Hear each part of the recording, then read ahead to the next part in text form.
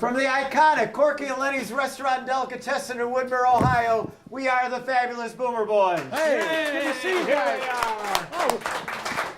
And no, this is Dan Coughlin. He was our guest last week, in case you missed it. He's back for a second round with us. And Dan, thank you very much for sticking around for this second program. 2 weeks in a row, I fight the traffic from the west side to get here. By the way, how proud are we, Bruce, to have a West Sider like Dan Coughlin come all the way over to Corky and Lenny's?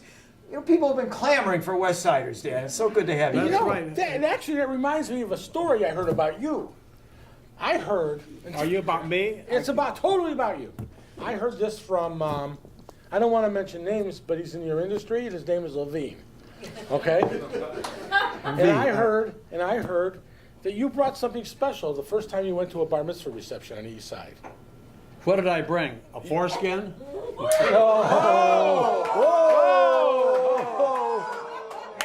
off and running tonight. That's right. We're off I'm and confusing that with a bris.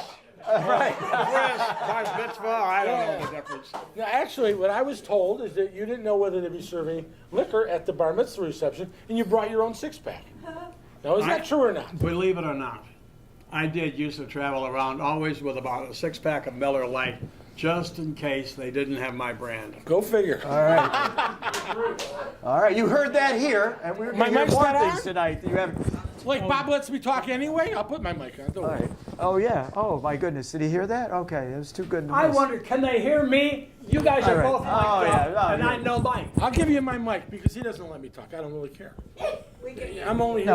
Well, not that's the sound man is He going to just gave me a dirty He's look, going to too. get it on. He'll get it on for you, Bruce. We'll get it on for you. Let's get Gail. Help him out with this microphone. Help him out, Gail. He's our Talk big to fan. Mr. Coughlin. Okay. While Gail's getting This Bruce's is mic an on, audience participation show, That's ladies right. and gentlemen. let me just say that for those of you that are too young to maybe remember what the Plain Dealer is all about, it's a newspaper. They have sports columnists. This is a legendary sports columnist for the Plain Dealer and at one time for the Cleveland Press, Dan Coughlin. And he also was the sports anchor on Channel 8, Fox 8 News. And he currently, and we're just finding out this, he may have done his swan song, but he covers high school football on Friday nights during the football season. And we're not going to happen this year. I think it's a fair thing to say, We'll right? see, right. Tune in. Tune in and find out. Yeah. Right. But so Dan's had a number of books. His latest book, and one of the reasons why he agreed to come here, Hold that and we baby get up this, there. we'll hold this up here. Just one more story. And Dan, I'll let you say what the subtitle is for this wonderful book, which I read and I recommend it because it's got some great stories. But Dan's got three other Well, it was ones supposed also. to be the last batch of stories about the most unusual, eccentric, and outlandish people that I covered in 55 years of covering sports in this town. But this was supposed to be my last book. But every time my book comes out, I think it's my last. People come up to me and they say, "Why didn't you write about this guy or that guy?" And son of a gun, I've already got ideas for 6 chapters already for my next book if I ever write it. Including the Fabulous Boomer Boys? Well, all right. We'll see how it goes. All right. Well, we've had a lot of people that knew you were going to be on our show, and we got some questions came into us. So before Bruce and I start asking some questions, I promise these people we get to them. And one I found extremely interesting, because I know that you were a big St. Ed's guy. Yeah. Right. And the question we got from Barry Siegler in Fort Myers, Florida, who used to be a Clevelander, and his question is, why don't the Catholic schools, like Ignatius, Ed's, Benedictine, Joe's, all these schools, why are they still in the same league with the public schools? They should have their own, this is his question, their own division and their own state championships because they are so much more powerful than all these public schools. Well, years ago, people complained about that all the time because there were no geographic rules for the Catholic schools. We can recruit from all over. Right. And we recruit. Yeah. Doesn't mean we give free scholarships. That's not. But we have to recruit customers. Well, it depends on what if their we parents just sat back and did nothing, we'd be out of business fast. We're asking people to pay $16,000 a year to go to St. Ed's. So we got to go out and talk them into doing it. And people say that you get what you pay for. A lot of people are lined up to do that now. But you're right. No, our wrestling program, for example, we've had kids drive in, fathers, drive them in from Sandusky. One year we had a wrestler, his father drove him in every day from Toledo. Wow. No, we got no boundaries. However, So how does it? but however, wait a minute. All right, all right. But the public schools, they're giving it away free. They're getting everybody they want. They don't even have to recruit. So a couple years ago when Hudson was not the state championship game, but a playoff game in football. And so they campaigned on they're the 330 area code down there, or was it the zip code? They've got everybody from the same zip code in Hudson. The whole team was all the same zip code. At St. Ed's, we come from All over. all over. You can't count the number of zip codes our players come from. So anyway, we beat Hudson, beat them up pretty good. But You sound kind of proud of so that, when don't you got enough zip codes on your side, you're going to win. You know, we've got a. But however, it wouldn't really work. The Catholics would have their own tournament. You want us to have? We dominate pretty much in St. Ed's dominates in wrestling, and we pretty much dominate in football. And this year we've got in Division One, three of the Final Four Catholic schools in basketball, Division One basketball. Well. Don't forget hockey in Okay. St. Ignatius. Yeah, don't remind me of that. We used to dominate in hockey too, but Right. anyway. Do you consider hockey a sport? Yeah. Okay, I'm just curious. On this side of the river, it's really. Well, don't say that. Shaker Heights is a Cleveland great Heights hockey. and Shaker and Yeah, U.S. great hockey. University had great Yeah, hockey. great hockey too. So Then you probably. But anyway, yeah, that's an old complaint. I got in trouble one time with the Lutheran bishop around here back at about 1968 or 69. Lutheran West had a real good football team, and so I wrote a tongue-in-cheek column, "Break up the Lutherans." One thing I thought. Lutherans don't always have a sense of humor. And anyway, the bishop complained, called the Tom Vale's office, and what is this guy doing? Break up the Lutherans. It was a joke. Right. You can't joke anymore. That's the problem with the world. You really can't. All right. I mean, good But answer. anyway. Yeah. All right. You Okay, answered. fine. Barry, I hope that satisfies your answer. throw It's the- not happening. What, you want to throw the Catholic schools out of the tournament? Well, okay. Attendance is going to go down. Catholic schools bring a lot of money into those playoff games. It's not happening. We're just going to have to live with that's the way it is. All right. But we're talking about this idea of what you can or can't say.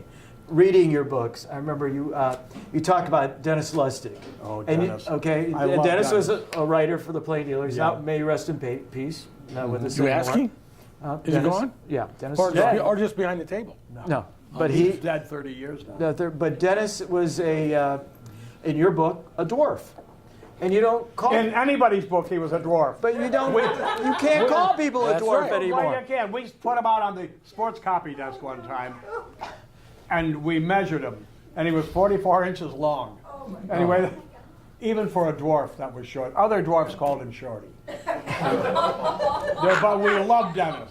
And there were tales about Dennis. Some can be told, and some, I'll tell one. All right, tell us one. Well, although, wait, you know what? No, come on, No tell problem. Well, he's not listening. Come He's on. not listening. Yeah. He was his. First of all, he was a good writer, right? He was a writer. He was Shorthand. Shorthand. So you are. Oh, Bruce, you're warming up. Oh my trying. goodness! Give me a third half hour. I I'll be may there. have to come back for a third week. Oh no! Here's what you do. When you write your next book, you're coming back again. Right, that's right. Come on, give us a Okay, Dennis. All right. He liked to drink.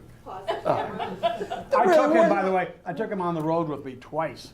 One for a bronze playoff game against the Cowboys in Dallas in like 1967. And his mother had all of his little custom-made short sport coats and pants and shirts. It took three little suitcases. 3 little suitcases. So now, and I'm there with a big suitcase and a typewriter and a telecopier. That's how we sent our stories back then, and something else. And now I've got all my equipment here and my briefcase, and now I've got all of his little suitcases. So we go to Dallas, and The big D you went to. yeah. With little D. So Dennis loved basketball. Okay. For something about, he liked tall guys. And I'm not making a joke about that. Gail does too. So that was the ABA was operating at that time, and Dallas had a team, Dallas Stars or something, and it was a real balmy playoff game just before Christmas. And so we walked over, really nice weather in Dallas, and so we walked over to see the Dallas Stars play basketball. And on the way back, going back to the hotel, and we're waiting for a light to change. This big old Texan with a big old boots and big old 10-gallon hat. You know what that 10-gallon hat is full of. Anyway. He looks down at Dennis and says, "Hey, is the circus in town?" Ooh, wow. And he was serious, though. Oh, yeah. Yeah. Oh, yeah. He thought the circus was... So, yeah, you didn't see any elephants walking around here, did you, pal? No, but we didn't say that. But Dennis had the perfect comeback. He said, "No, I'm with the greatest show in football, the Cleveland Browns." Oh. Nice comeback. Yeah. Nice. Good comeback. Anyway, so now we go back to the hotel, and we got a coffee in the coffee shop, was open all night, and I got a coffee, and I say, "Dennis, I'm going to have a coffee and a pie or something," and he said he had to go to the John real bad, number 2. And so he went up. I had to get him on the elevator and press the button. We were on about the 22nd floor of this big hotel. He couldn't reach the button. No, he could not reach the button. I set him up there. And now he gets off, goes down to his room, down one corridor, down the turn right, and there, the keys worked real hard.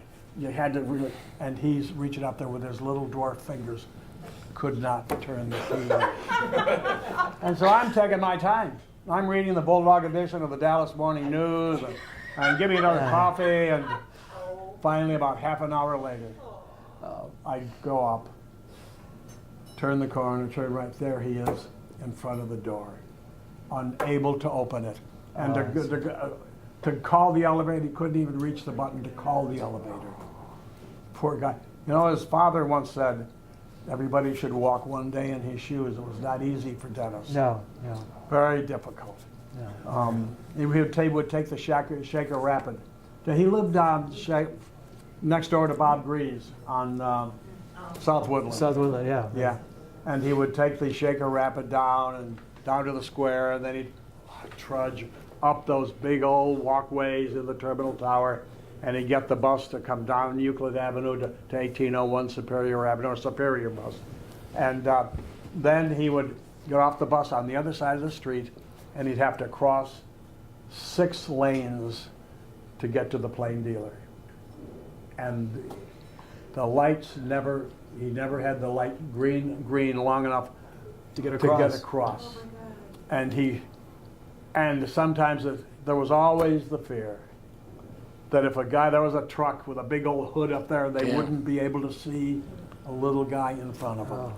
We're always worried Dennis is not gonna make it, but he did. He never got run over, and then. But I got to tell you, we're selling some sad things about him, Danny. But I remember seeing him. He was a happy guy. You know, when I saw him, he was, when he was covering those sporting The guy events. worked with him, Bob. Yeah, I know. I'm just saying. Life was tough for him. Yeah. He never had a girlfriend. One night, he was traveling with Cleveland State.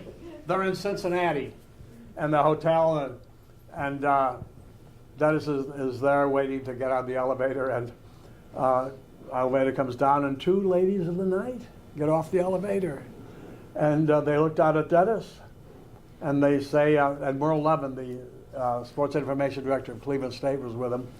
And they said, what is he, a dwarf or a midget? They say, he's a dwarf. And so the one lady the night said, I've never had a dwarf before. And Dennis looks up at her and says, this is your lucky day. All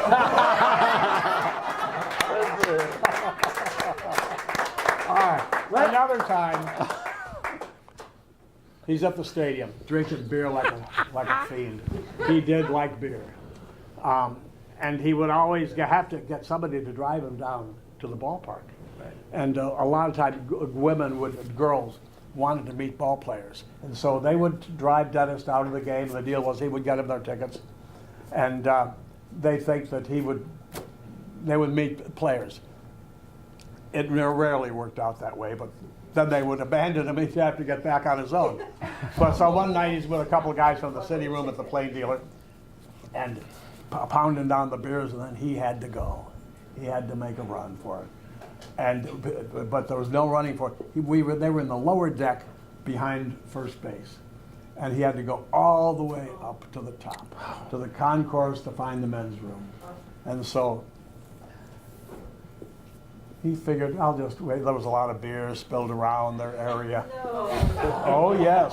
So he decided when everybody stands up for the 7th inning stretch, he'll stand up and take a leap right there. And man, I told you it was okay. He had a stream that would have reached second base if it were not for the guy who stood up in front of him. Another exclusive with the Fabulous Boomer Boys, right here. Danny, let's talk about a tall guy. Danny!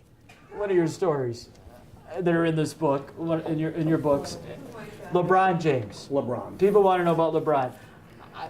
I thought it was an interesting story that you had in the book about how LeBron never called the local media by their name. No, he was, I'm not going to say he was contemptuous of the local media, but he was, I'm not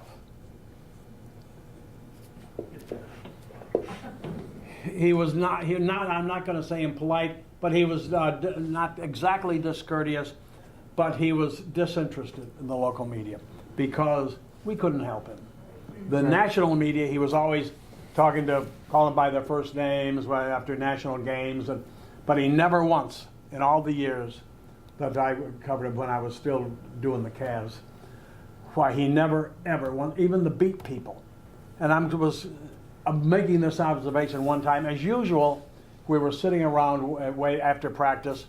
We would do most of the coach and the players.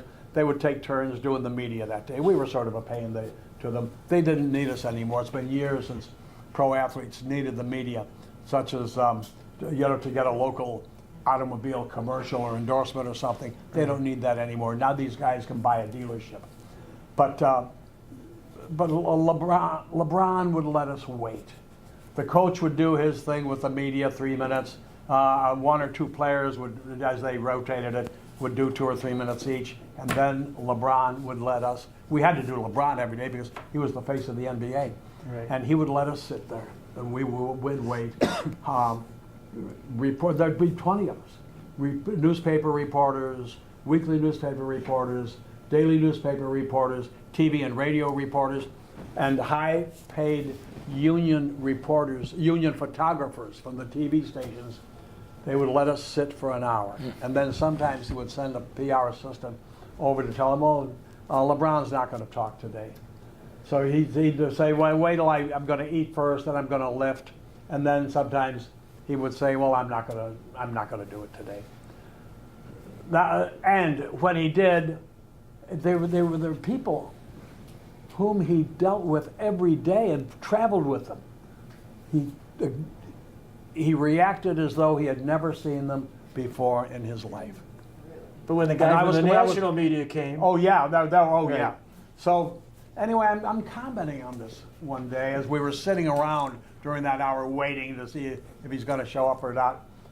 And so Barry Schmidt-Boyer, who was the beat person for the Plain Dealer at that time, said, actually, he did call me by my name once. We were in New York, And it was a Sunday game, and after the Sunday morning shoot around, and of course he's real charming with all the New York reporters.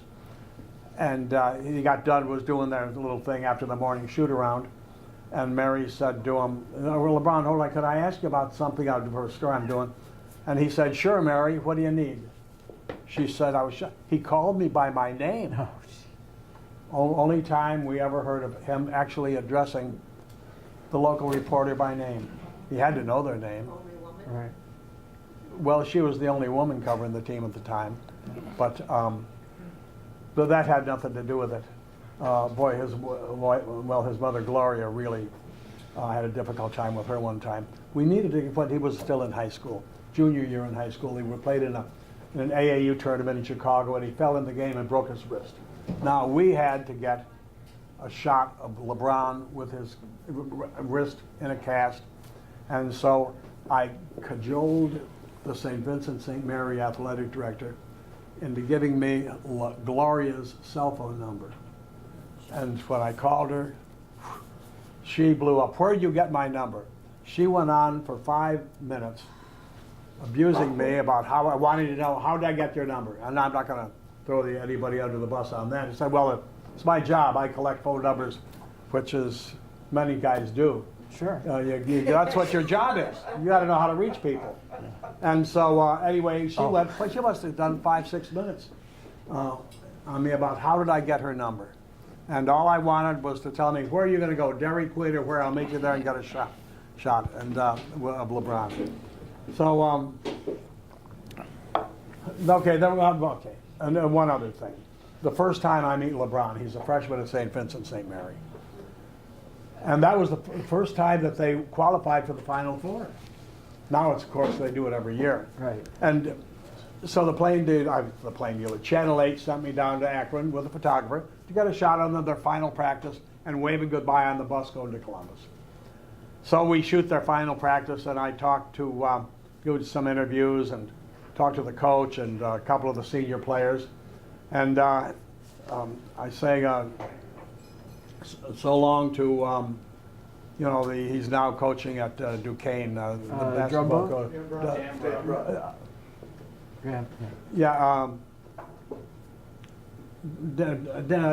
D'Ambrose, yes. So I said, well, thanks for, I'll see you, good luck in Columbus. And he said, did you talk to LeBron? I said, LeBron, Keith Dambrot. Yeah. Anyway, I said, no, I got your 2 senior co-captains. And he said, well, you ought to talk to LeBron. I said, he's that freshman, huh? Okay. So what? I didn't know anything about this guy. But I asked LeBron, how do the older fellows on the team treat you? And he said something about fine. Had an 8-second soundbite, which we then used for years. Fox 8 was the first station to discover LeBron James. Hey, all right, Danny. If it hadn't been for Keith Dambrot, I never would have even talked to him. I didn't even know who he was. Turned out he was the star player on the team. He was the leader of the pack as a freshman. As a freshman. I didn't realize that. Wow. Yeah. Didn't do your homework. Yeah. Hey.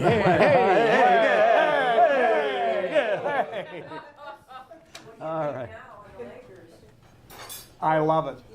We all love it. I love it. Every I think time we they all do. lose, I we love it. Yeah. He could be in the finals this year, but no chance now. No, he won't even get into the playoffs. Won't even get in the playoffs. Yeah. What do you think about we got to ask you about the current Browns, Odell Beckham and all this moves. I mean, you're a big fan. What do you think? No, I washed my hands of the Cleveland Browns when Al Lerner got this team. Oh, you did? Lerner's the one who flew Art Modell to Baltimore and set him up in that deal instead of Rusty right here. Yeah, he was sitting on the back of that rostrum when they had that big thing. Remember that interview?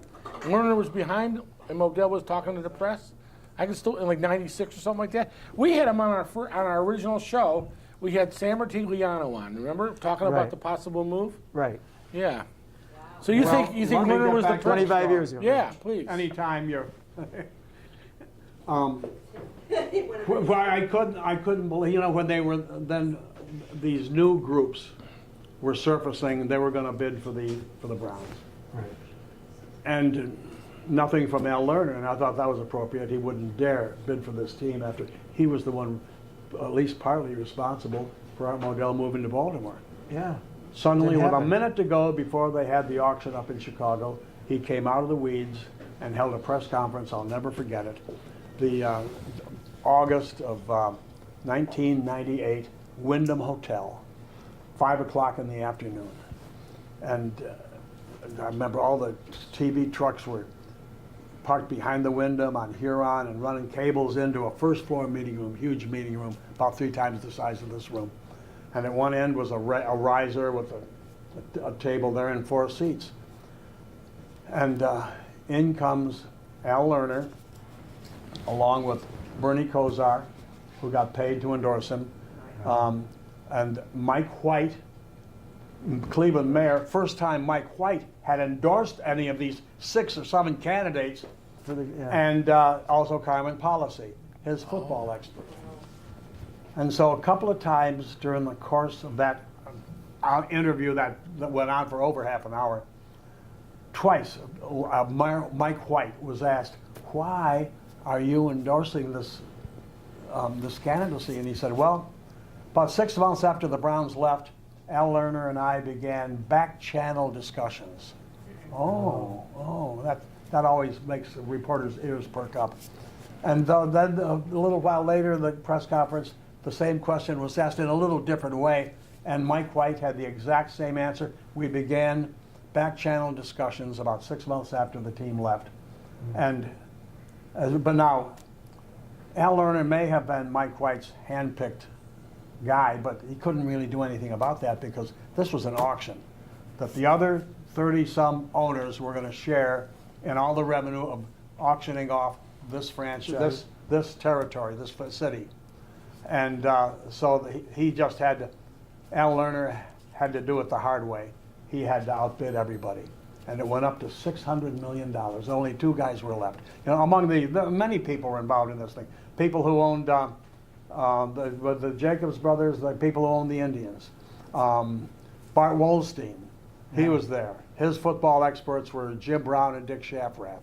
There was a guy from Long Island, and his football people were Paul Warfield and Calvin Hill. And there were half a dozen of these people. And so this went to $600 million. And the Dolan brothers were with them up to $600 million. Charles Dolan and Larry Dolan. And their football expert was going to be Don Shula, who still had a fastball back then. Yeah. And if they had gotten the team, Shula would have been their football guy, and we would have been in probably a couple Super Bowls by now. But so anyway, Larry Dolan said to me that when he reached $600 million, we knew there was no stopping him. He was going to win this bidding, yeah. And so they dropped out at $600 million, and I think that the team went for $630 million. And he got it, and now look at what has happened to them. That's why I contend this team has been cursed since that day. Look at what happened to them.